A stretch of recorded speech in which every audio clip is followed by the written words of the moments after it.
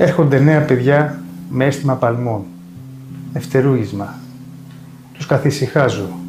9 στις 10 περιπτώσεις, και όταν δεν υπάρχει υποκείμενη νόσος, είναι το στρες, είναι το τσιγάρο, είναι ο καφές. Κάτι λοιπόν που θα ήθελα να προσθέσω και εγώ ως πάσχουσα σε αυτό το ψυχοσωματικό είναι, παιδιά, αυτό που θα σας βοηθήσει πάρα πολύ είναι το αερόβιο, δηλαδή το τρέξιμο.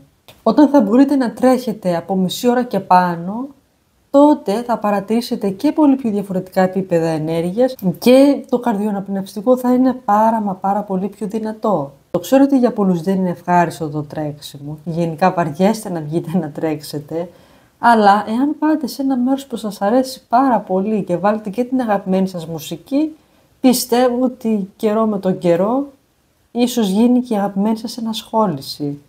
Εάν, παιδιά, έχετε κι εσείς μια παρόμοια εμπειρία ή ας πούμε με κάποιο τρόπο μπορέσατε και νιώσατε αυτά τα ψυχοσωματικά, για γράψτε κάτω στα σχόλια μήπως βοηθούν κι άλλοι ή μήπως κι εγώ, γιατί όχι, να μην μάθω κάτι περισσότερο.